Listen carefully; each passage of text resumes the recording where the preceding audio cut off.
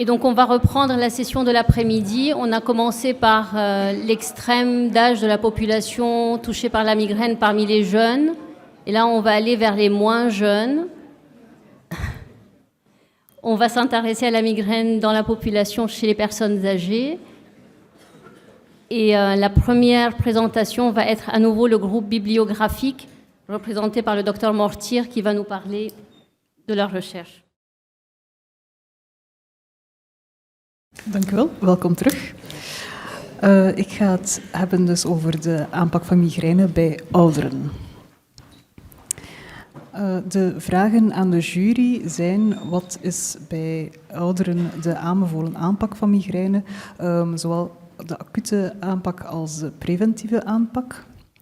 Wij hebben in eerste instantie gekeken in de richtlijnen, dus eigenlijk 4 richtlijnen en een consensusdocument.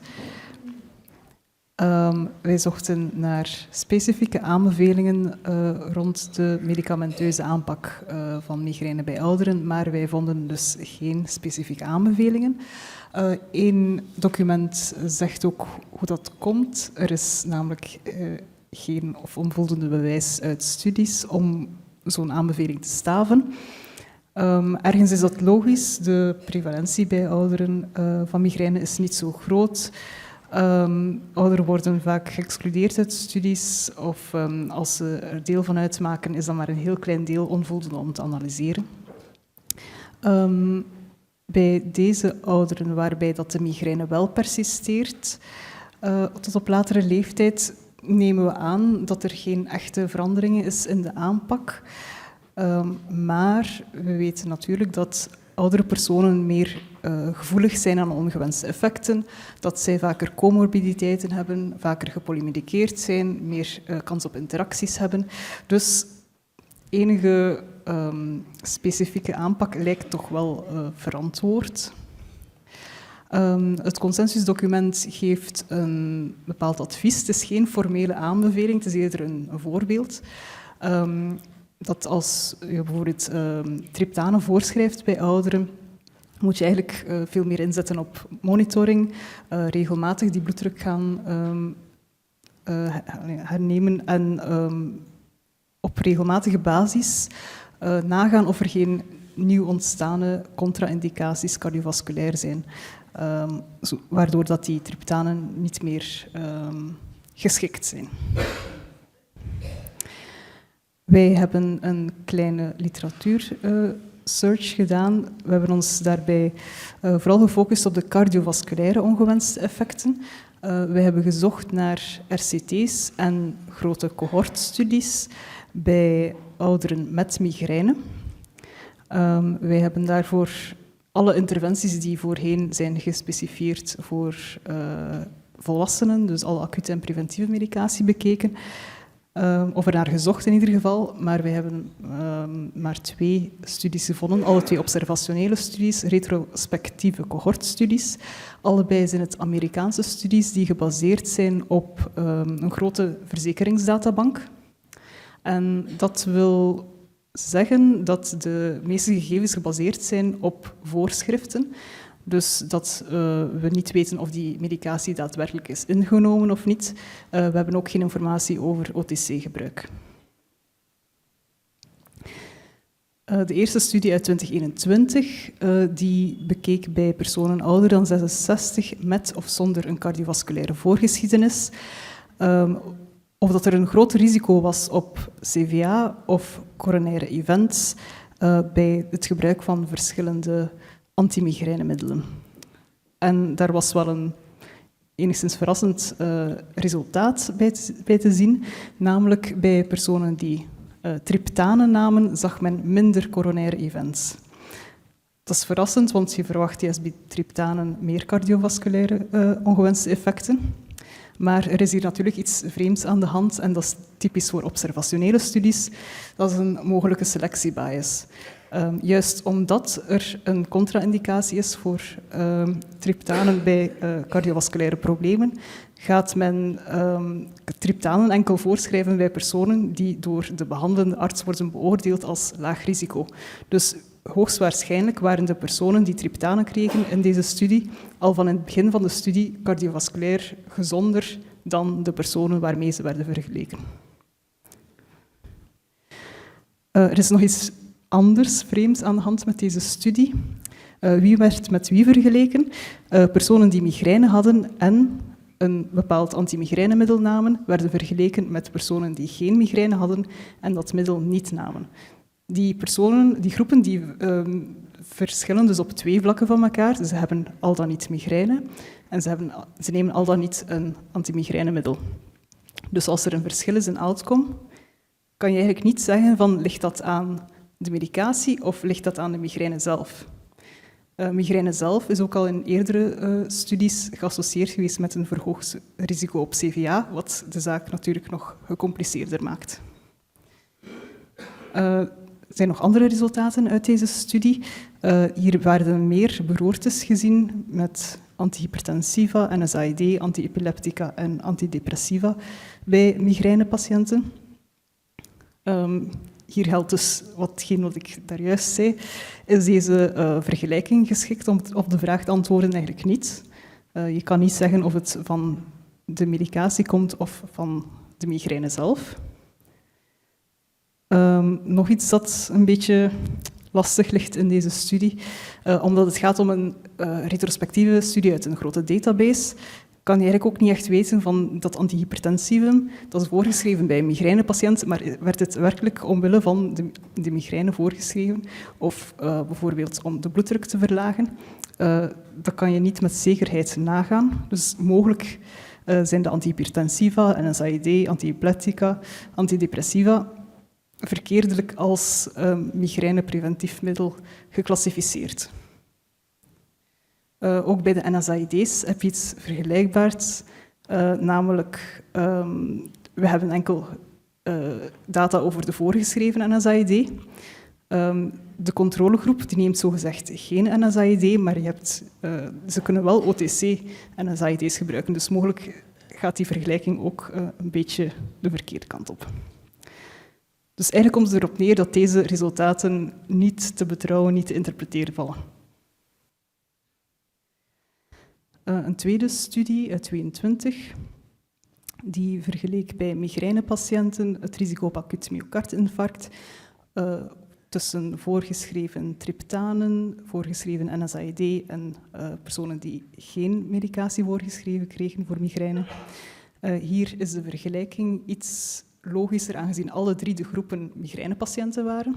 Maar ook hier zit je nog altijd met die mogelijke selectiebias bij de triptanen en een mogelijke misclassificatie bij de NSAID, waardoor ook weer de resultaten weinig te betrouwen vallen. Hier was er geen verschil tussen de groepen voor acute myocardinfarct. Dit alles maar om te zeggen dat wij bij 65-plussers, zeker deze die cardiovasculair belast zijn, eigenlijk inderdaad geen goede informatie hebben waarop we ons kunnen baseren. De nieuwere geneesmiddelen worden soms als veiliger voorgesteld, maar ook bij deze groep hebben wij daar geen gegevens over. We weten het gewoon niet en dan is het bij zo'n groep meestal het belangrijkst van zo voorzichtig mogelijk om te gaan met geneesmiddelen. Dank u wel.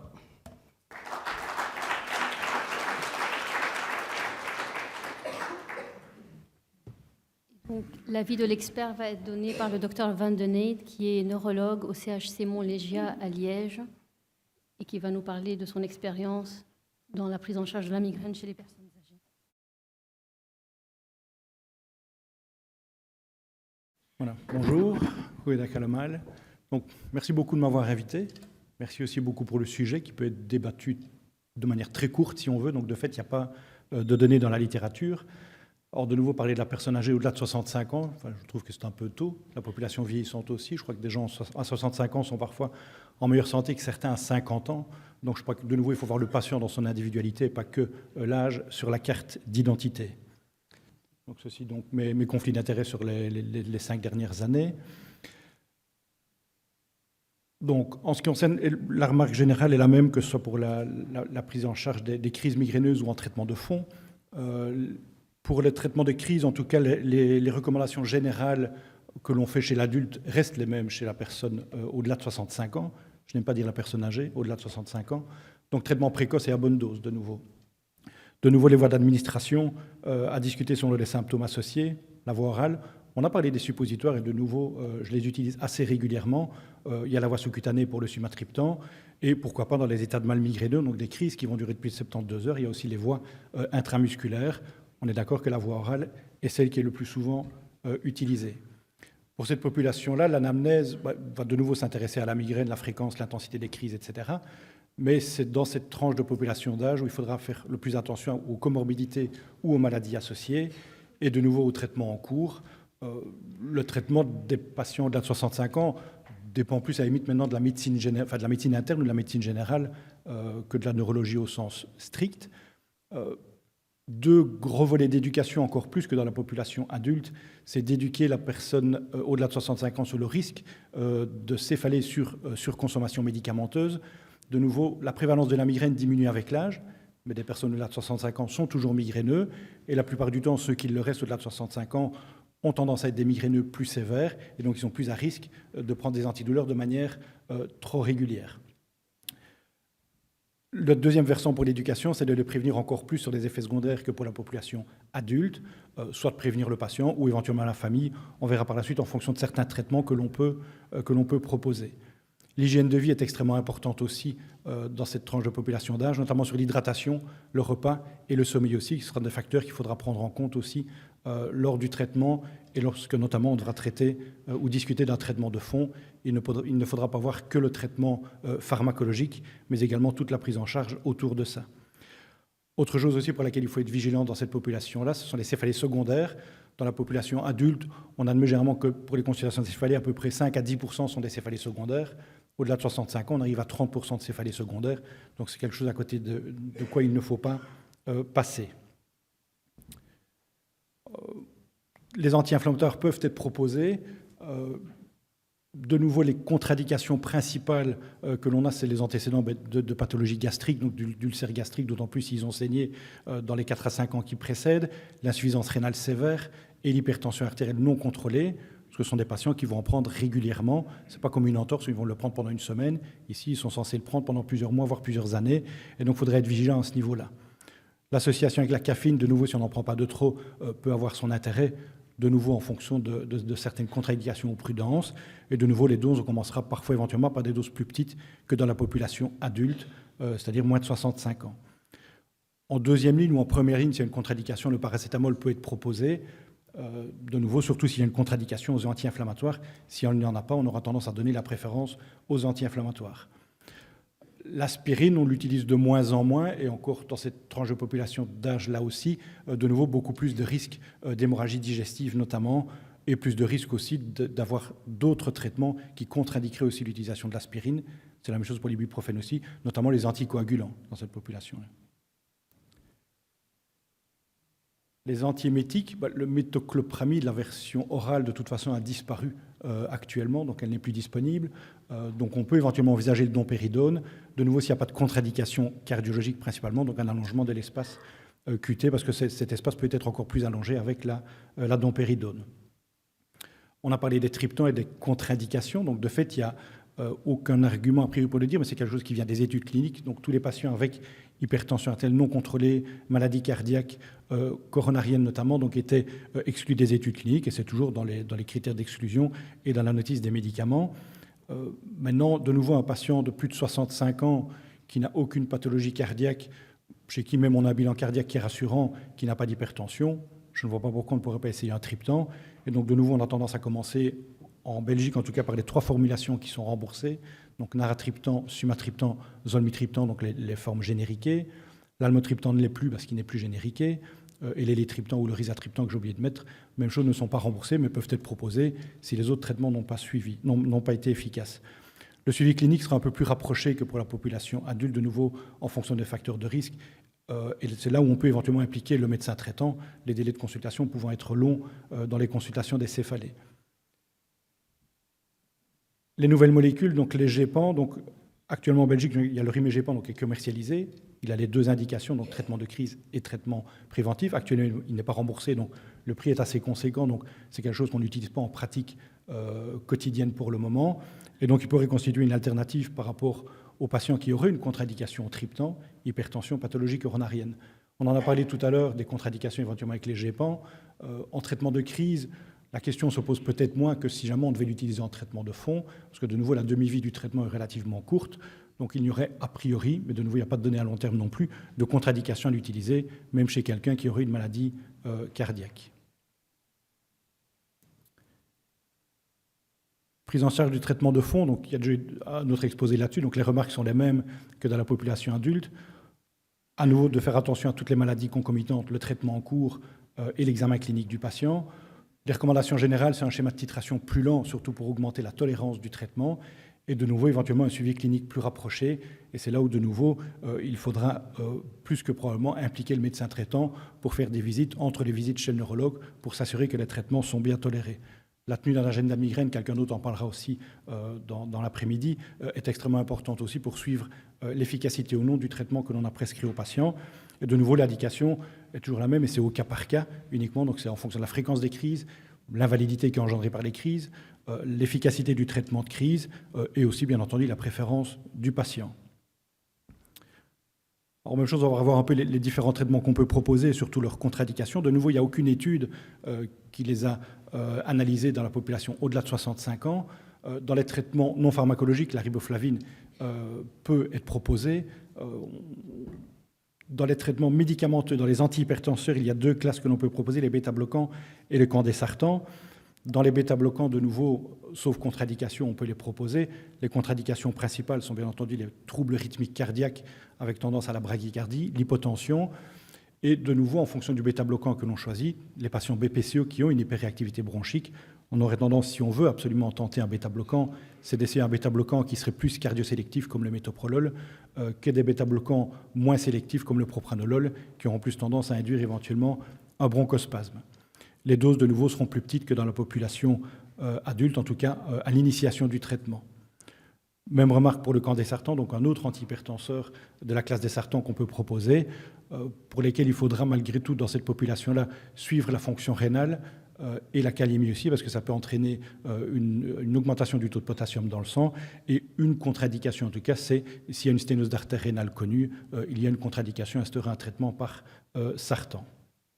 Et les doses qu'on commencera sont de nouveau plus petites que dans la population adulte. Les antiépileptiques, donc l'acide valproïque et le topiramate, tous les deux peuvent être proposés, de nouveau avec des schémas de titration qui seront plus lents que dans la population adulte. Même chose, même remarque donc pour tous les traitements, ils sont plus à risque d'effets secondaires et avec ces molécules-ci, plus à risque d'effets secondaires cognitifs. Donc c'est là où il faut de nouveau éduquer le patient, informer le patient du risque et éventuellement parfois informer la famille. Si eux de l'extérieur voyaient quelque chose, de ne pas hésiter à le signaler.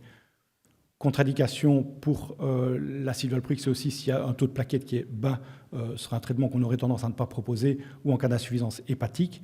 Et pour le topiramate, donc la contre-indication relative, ce serait lithiase rénale à répétition, ce serait une contre-indication franche. Dépression sévère, ça se discute fortement aussi, vu les effets secondaires éventuellement dépressifs du Topamax. Et l'insuffisance rénale sévère, de nouveau, il faudra adapter les doses ou ne pas l'utiliser. Les antidépresseurs peuvent être proposés aussi, les deux comme dans les autres populations, donc l'amitriptyline et la venlafaxine. L'amitriptyline, de nouveau, les contre-indications de prostatisme, même si la population est plus souvent féminine pour la migraine, mais il faut en tenir compte aussi. Ça peut entraîner des troubles du rythme cardiaque. Et de nouveau, la seule autre contre-indication, c'est le glaucome à angle fermé. Donc, de nouveau, c'est là où l'anamnèse devient un peu plus longue chez les migraineux au-delà de 65 ans. Et de nouveau, on commencera par des plus petites doses que ce qui était donné dans les études pédiatriques. J'ai été étonné des doses qui étaient données dans ces études-là. Donc, chez une personne au-delà de 65 ans, on peut commencer par du 5 mg, alors à ce moment-là en préparation, 10, et puis après les doses, on voit jusqu'où il faut monter si on opte pour ce traitement. De nouveau, dans l'éducation, informer des risques de confusion et d'hallucination chez ces personnes-là. La venlafaxine peut être donnée aussi. Une prudence avec la venlafaxine, c'est une association éventuellement avec les diurétiques. Il y a un risque d'hyponatrémie accrue dans ces cas-là, donc il faudra éventuellement de nouveau assurer un suivi biologique si c'était le cas. Et de nouveau, l'autre prudence aussi avec la venlafaxine, c'est l'arrêt qui doit être progressif pour éviter les symptômes de sevrage, même dans la population adulte, qui peuvent être assez impressionnants parfois. La flunarésine, donc en pédiatrie, mais chez les personnes plus âgées, on peut éventuellement la proposer. En tous les cas, si on est chez un patient qui a une migraine avec aura, et on sait qu'avec l'âge, la migraine avec aura peut se modifier avec une fréquence qui peut même s'accentuer, et parfois juste des auras sans la céphalée. Mais de nouveau, seule prudence avec la flunarésine, c'est de ne pas la donner à long terme, donc de régulièrement de faire des pauses dans le traitement pour éviter l'apparition d'un syndrome extrapyramidal. De nouveau, dépression et prise de poids font partie de ces autres effets secondaires. Juste un mot quand même pour les anticorps anti-CGRP à toxine botulique. Donc de nouveau, il n'y a pas d'études au-delà de 65 ans. Les recommandations sont donc les mêmes que dans la population adulte, en étant de nouveau attentif pour l'hypertension artérielle dans cette population-là, pour les anticorps monoclonaux et les pathologies cardiaques associées. Pour la toxine botulique, de nouveau dans la migraine chronique, avec un échec à 2 traitements de fond, il n'y a pas d'études au-delà de 65 ans, mais c'est un produit qui est utilisé au-delà de 65 ans dans toutes les autres indications avec la toxine botulique, donc il n'y a pas de raison de ne pas la proposer aux patients. La seule contre-indication réelle de la toxine botulique étant les maladies musculaires et notamment la myasthénie. Or, concernant les études qui ont été présentées donc, sur le risque vasculaire de la population migraineuse âgée, seule chose principale en tout cas qu'on peut retenir, c'est qu'il y a un risque accru d'accident vasculaire cérébral ischémique, un risque relatif qui varie entre 1,2 et 1,5 selon les études, mais pas de maladie coronarienne. De nouveau, dans ces études-là, avec les risques d'épisodes vasculaires en fonction des traitements de fond qui sont pris, il y a un biais de sélection extrêmement énorme, notamment le fait qu'il y ait moins d'accidents vasculaires cérébraux pour les migraineux qui prennent des triptans. C'est juste sympa parce que les patients qui ont été mis sous triptan sont les patients qui ont le moins de risques vasculaires et qui n'ont pas d'hypertension artérielle. Donc c'est normal qu'ils aient moins d'accidents vasculaires que les autres patients qui n'ont pas été sélectionnés sur ce critère-là d'absence de risque cardiovasculaire. Si on voulait avoir une idée à ce niveau-là, il faudrait donc des études observationnelles mais prospectives ou les inclure dans des études cliniques. Même avec les nouvelles études et les nouvelles molécules, donc les GEPAN, les critères d'inclusion, c'est 18 ans et plus. On n'a pas de sous-analyse sur les personnes au-delà de 65 ans. La moyenne d'âge quand même de la population dans ces études-là, elle est quand même de nouveau toujours aux environs de 40 à 42 ans. Donc de nouveau, la population au-delà de 65 ans est relativement exclue de toutes les études cliniques. Donc ça, c'était pour les recommandations par rapport au traitement. Alors une autre question du jury, c'était est-ce que les critères de remboursement sont adaptés ? En ce qui concerne le traitement de crise, il y a 2 triptans par mois qui sont remboursés. Pourquoi ne pas imaginer éventuellement un peu plus pour certains patients ? Quand on a le remboursement de la forme sous-cutanée du sumatriptan, on n'a pas le droit d'avoir une forme orale en même temps, alors que certains patients pourraient estimer qu'une crise modérée à sévère pourrait répondre à un triptan par voie orale. Des crises extrêmement sévères ne répondront qu'à l'injection. Ils doivent choisir entre un des 2 remboursements. Donc, on ne pourra pas imaginer qu'on pourrait avoir les 2 remboursements, donc la forme sous-cutanée et la forme orale. Les GEPAN auraient un intérêt, de nouveau, pour la population où il y aurait des facteurs de risque importants qui contre-indiqueraient l'utilisation des triptans, parce qu'en dehors des triptans, on n'a pas d'autres traitements disponibles pour les crises migraineuses extrêmement intenses. Pour les traitements préventifs, les remarques principales, par rapport au topiramate, donc on doit passer par le propranolol. Au-delà de 65 ans, il y a plus de risques d'avoir une bronchite chronique avec hyperactivité bronchique. Donc, si on utilise un bêta-bloquant, ce ne sera pas le propranolol, ce sera une autre molécule. Si on veut respecter strictement le texte de l'eau, on ne peut pas proposer le topiramate dans ces cas-là. Donc là, il faudrait peut-être voir si on ne peut pas changer et mettre juste bêta-bloquant plutôt que propranolol. Pour les anticorps monoclonaux, donc, quand on essaye le traitement, s'il est efficace, ils l'ont droit pendant 1 an, puis il y a cette fameuse période de 3 mois d'arrêt. Et quand on reprend le traitement, s'ils se réaggravent, donc s'ils reviennent à plus de 8 jours par mois, là, on fait une demande pour 1 an, mais de nouveau, ils n'ont que 9 mois de traitement. Pourquoi ne pas imaginer que chaque fois qu'on reprend le traitement, on est reparti pour 1 an de traitement plutôt que 9 mois ? Pourquoi la première fois 12 mois et la deuxième fois 9 mois ? Même remarque aussi, l'arrêt de 3 mois, donc il n'y a plus beaucoup de pays en Europe qui le font, si elle persiste. Pourquoi pas, mais pourquoi pas autoriser pour les personnes qui s'aggravent rapidement de pouvoir recommencer le traitement plus tôt ? On n'a pas eu beaucoup de traitements, on a eu des patients qui ont été miraculés avec un traitement de fond. On a quelques patients qui le sont avec les anticorps. Ce sont des patients qui parfois avaient 25 jours par mois, on les amène à 3-4 jours par mois. On leur a fait donner un peu un goût de paradis, et puis après on va leur dire, voilà, maintenant pendant 3 mois, vous allez un peu vivre l'enfer. C'est dur pour les patients, c'est le retour des patients. Docteur, je vous en veux, vous m'avez montré ce que c'était de ne pas avoir mal à la tête. Maintenant, 3 mois, ça a été dur, je ne le supporte plus. Ils ont vécu ça pendant 15 ans, sans aucun problème. Ils y étaient habitués, on leur a donné goût à quelque chose de mieux. Ils ont du mal à tolérer après quand ça s'aggrave. Voilà, j'ai fini.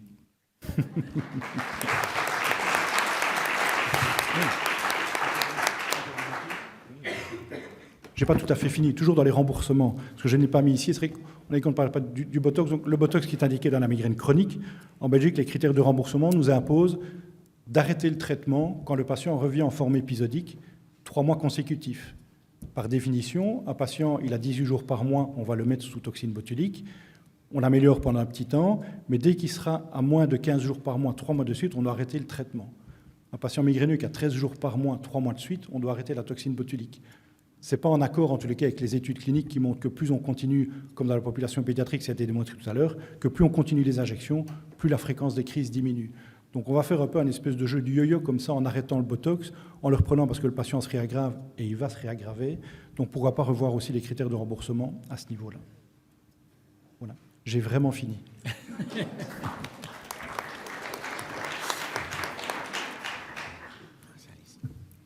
Merci beaucoup, Michel. Donc, tu as utilisé la baguette magique que j'ai proposée tantôt pour les critères de remboursement. Je te remercie. Oui, de rien. Je ne sais pas s'il y a des questions parmi le groupe qui a rapporté. Moi, j'aurais éventuellement une question sur les céphalées par abus médicamenteux dans cette population, qui est plus compliquée, Oui. à mon sens, à gérer, parce qu'il y a souvent des comorbidités, d'autres abus médicamenteux associés. Est-ce que tu la gères différemment que dans la population adulte plus jeune? En gros, on ne la gère pas différemment. La seule chose, c'est que les comorbidités à côté sont telles que parfois ils prennent des antidouleurs pour d'autres raisons. Mal aux hanches, mal aux genoux, mal au dos, mal à la colonne cervicale, etc. Donc là, on est parfois un peu entre le marteau et l'enclume, comme les patients lombalgiques chroniques que les centres de la douleur nous envoient. Donc on essaye à ce moment-là de nouveau de les informer du risque. On a parlé aussi de la sensibilité tout à l'heure. Donc tous les patients migraineux ne sont pas égaux à la prise, à la surconsommation des antidouleurs. On a des patients migraineux qui vont prendre des antidouleurs tous les jours par mal de dos. Ils vont rester migraineux épisodiques. D'autres, ils vont en prendre pendant 2 mois et ils vont passer en migraine par surconsommation médicamenteuse. Donc il y a vraisemblablement une prédisposition génétique qui fait que... Donc tous les patients migraineux ne sont pas les mêmes. Maintenant, la difficulté de fait, ce sera de convaincre un patient qui a mal partout ailleurs de devoir diminuer sa fréquence des crises pour soulager sa migraine. Alors il faudra lui prouver aussi, parce que lui dire parfois notre parole n'est pas simple. Et la seule manière de pouvoir lui prouver, c'est alors à ce moment-là, c'est l'arrêt total pendant au moins 1 mois, voire 2 mois, et voir ce qui se passe au niveau de sa tête.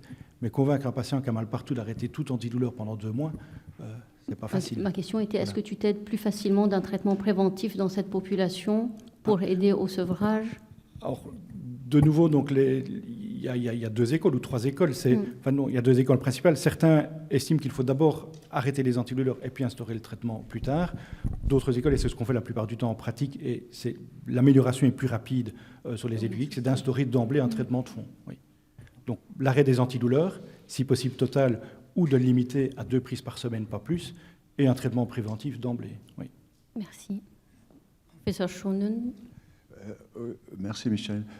J'ai une question pour Mme Mortier, une pour toi.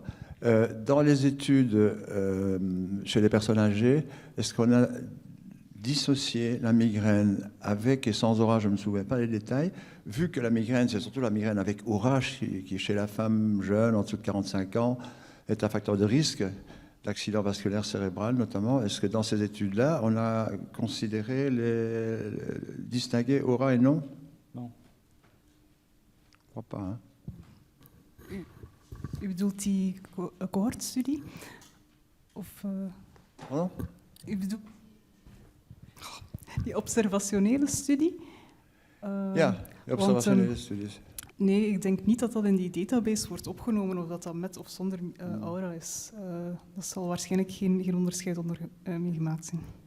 C'est quand même intéressant de savoir si les patients qui ont une migraine avec aura sont à plus grand risque, comme les femmes jeunes, ou pas. Oui. Non, c'était sur un registre en fait, donc ils n'ont jamais vu les patients, donc c'était le diagnostic qui était posé, où ils l'ont suspecté en fonction des traitements qui étaient pris. Un patient qui avait du triptan, il était classé comme migraineux en fait, mais donc ils n'ont pas fait du tout la différence entre les deux. Donc il n'y a pas de diagnostic clinique. Voilà. La question pour toi, est-ce que tu crois qu'il y a une place pour les anti-COX-2 vu la fragilité quand même gastrique, gastro-intestinale plus grande normalement des vieux, est-ce qu'il y a une place pour les anti-COX-2 qui sont quand même plus protecteurs pour l'estomac, d'une part, et d'autre part, je ne devrais pas le dire ici, entouré de gens l'INAMI, mais ils peuvent avoir le remboursement pour arthrose. Or, qui n'a pas de l'arthrose au-dessus de 65 ans? Vous l'avez dit pour le remboursement. Maintenant, il n'y a pas d'études avec ces médicaments-là, mais la plupart du temps, en plus souvent, quand les patients viennent, ils ont déjà essayé ces traitements-là pour de l'arthrose notamment, ou des douleurs ailleurs, Arcoxia ou d'autres. Je pense que ça a sa place, oui. Maintenant, on n'a pas de données de nouveau non plus.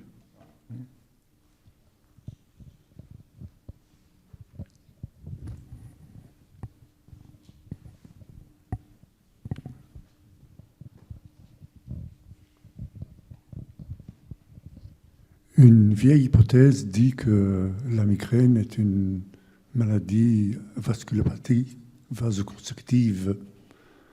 Dans ce sens, peut-être que les triptans ont un effet vasodilatateur. Et donc, c'est une vieille hypothèse. Oui. Vous l'accordez ou vous ne l'accordez pas? Non, pas du tout. Donc, c'est pas du tout vasculaire. Donc, le mécanisme des triptans, c'est surtout par une action sur les récepteurs à la sérotonine, pas sur un effet vasoconstricteur ou autre d'ailleurs. Mais donc, c'est pas d'origine vasculaire, non.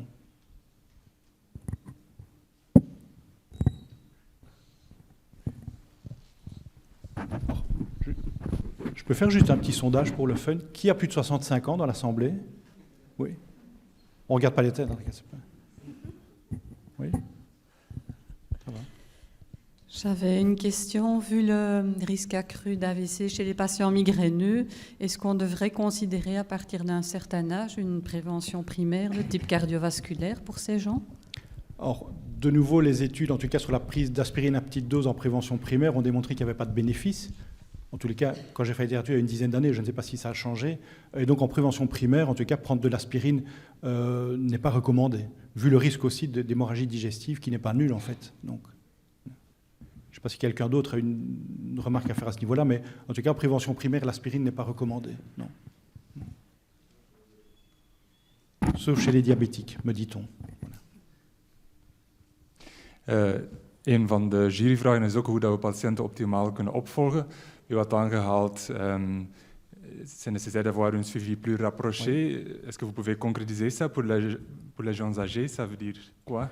Alors, donc, de nouveau, en pratique, quand on instaure un traitement de fond, avant de dire qu'il fonctionne ou pas, on essaie de le faire prendre pendant au moins 2 mois et demi, 3 mois. Donc souvent, la première visite de contrôle est à 4 mois. Puis quand les patients vont bien, on espace largement, etc. Ici, je pense qu'il faudrait au moins des visites intermédiaires. On donne un antihypertenseur, un bêta-bloquant, donc non seulement il y a l'effet sur l'attention et sur le rythme cardiaque. Si c'est un patient qui a un souci asthmatique, je pense qu'il faut qu'il soit vu 1 mois et demi après l'instauration du traitement pour s'assurer que... Nous, en tout cas, moi, je ne saurais pas assumer ce genre de suivi. C'est pour là où il faut vraiment impliquer plus à ce moment-là le médecin traitant. Oui.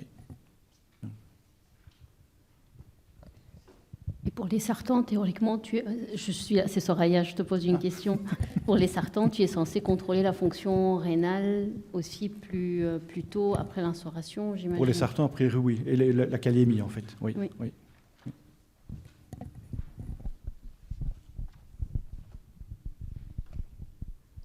S'il n'y a plus de questions, on te remercie. Merci.